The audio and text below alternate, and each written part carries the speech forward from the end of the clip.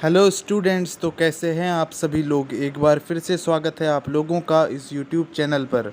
आज हम देखेंगे क्लास 8th की ज्योग्राफी के चैप्टर नंबर 1 रिसोर्सेज के सारे क्वेश्चन आंसर्स। तो देखते रहिए आप इस वीडियो को एंड तक और शुरू करते हैं आज का लेसन। तो सबसे पहला क्वेश्चन है आंसर द फॉलोइंग क्वेश्चंस, और इसका फर्स्ट क्वेश्चन है why are resources distributed unequally over the अर्थ।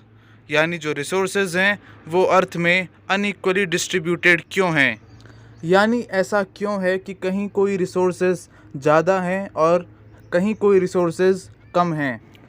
इसका आंसर है अर्थ has different topography, climate and altitude at different places. यानी हमारी जो अर्थ है तो इस अर्थ की अलग अलग जगहों पर टोपोग्राफी अलग अलग है। यानी कहीं मैदान है, कहीं पहाड़ हैं, कहीं रेगिस्तान है ना।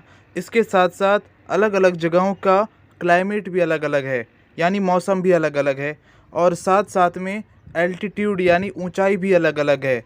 तो due to the difference in these factors resources are distributed unequally over the अर्थ।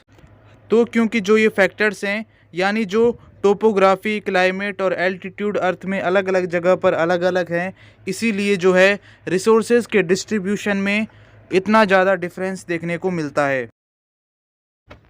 फिर उसके बाद आपसे पूछा गया है व्हाट इज़ रिसोर्स कंजर्वेशन, यानी रिसोर्स कंजर्वेशन क्या होता है, ये आपको बताना है।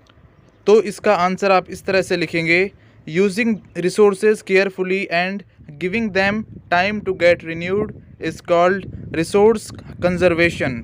यानी जो हमारे पास रिसोर्सेज हैं, जितने भी रिसोर्सेज हैं, उनका केयरफुली बिल्कुल ध्यान से सोच समझकर उनका यूज़ करना, और रिसोर्सेज को फालतू में वेस्ट ना करना, और रिसोर्सेज को इस तरह से यूज़ करना कि उनको दोबारा बनने में जितना टाइम लगता है उतना उन्हें मिल सके। इसे ही हम रिसोर्स कंजर्वेशन कहते हैं। If not conserved the resources that are already available in limited quantities will get exhausted। कि यानी ऐसे बहुत सारे रिसोर्सेज हैं जो लिमिटेड क्वांटिटीज़ में हैं, यानी ऐसा नहीं है कि उनको हम जितना मर्जी चाहें उतना खर्च कर सकते हैं, है ना, वो लिमिटेड हैं।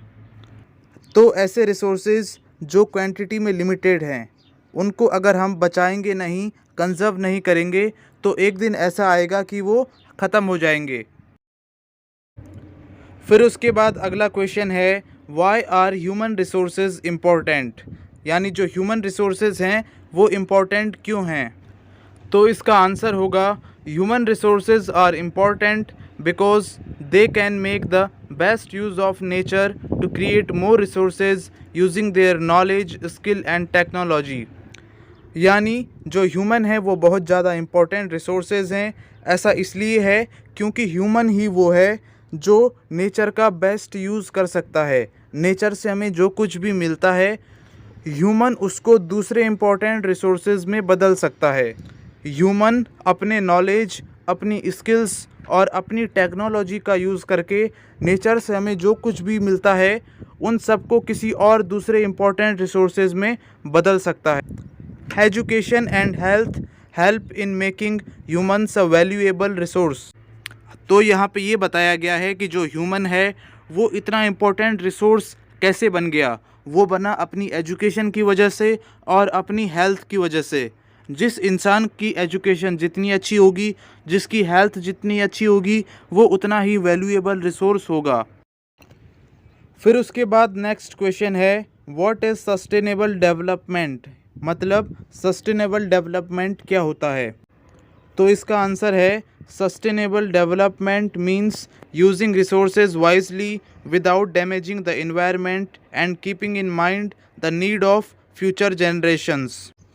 तो सस्टेनेबल डेवलपमेंट का मतलब ये है कि हमें रिसोर्सेज को वाइजली यूज़ करना चाहिए, सोच समझकर यूज़ करना चाहिए। हमें रिसोर्सेज का यूज़ इस तरह से करना चाहिए कि उससे इन्वायरमेंट को कोई डैमेज ना हो, एनवायरनमेंट को कोई नुकसान ना हो, और साथ साथ में हमें रिसोर्सेज को इतना सोच समझकर यूज़ करना चाहिए कि रिसोर्सेज जो हैं वो जल्दी ख़त्म ना हो, यानी हमारे बाद जो आने वाली पीढ़ियां हैं उनको भी वो रिसोर्सेज मिल सकें जिन रिसोर्सेज का यूज़ हमने किया है। फिर आगे है this can be achieved by making the right balance between using the resources to meet our present needs and conserving them for future. तो जो सस्टेनेबल डेवलपमेंट है ना, इसको तभी पूरा किया जा सकता है, इसे तभी फॉलो किया जा सकता है जब हम एक बैलेंस बनाएं रिसोर्सेज के यूज़ में। और बैलेंस तब बनेगा जब हम रिसोर्सेज को केवल अपनी ज़रूरतों के हिसाब से ही यूज़ करें, उन्हें फालतू वेस्ट ना करें और जितना हो सके हम फ्यूचर के लिए उन्हें बचा सकें। फिर उसके बाद है टिक द करेक्ट आंसर, और इसका फर्स्ट पार्ट है which one of the following does not make a substance a resource. तो यहाँ पे आपसे ये पूछा गया है कि यहाँ पे जो 3 ऑप्शंस हैं इनमें से ऐसा कौन सा ऑप्शन है कि जिसके होने से ये नहीं कहा जा सकता कि ये चीज़ रिसोर्स है। तो आपका सही आंसर होगा सी, क्वांटिटी। क्वांटिटी एक ऐसी चीज़ है कि इसके होने से ये नहीं कहा जा सकता कि ये चीज़ रिसोर्स है। अगर किसी चीज़ की क्वांटिटी ज़्यादा है या किसी चीज़ की क्वांटिटी कम है तो इसका मतलब ये नहीं है कि वो रिसोर्स है। फिर उसके बाद इसका सेकंड पार्ट है which one of the following is a human made resource. तो आपको बताना है कि इन तीनों में से ऐसी कौन सी चीज़ है जो एक ह्यूमन मेड रिसोर्स है, यानी ऐसी चीज़ है जो ह्यूमन ने बनाई है, इंसान ने बनाई है।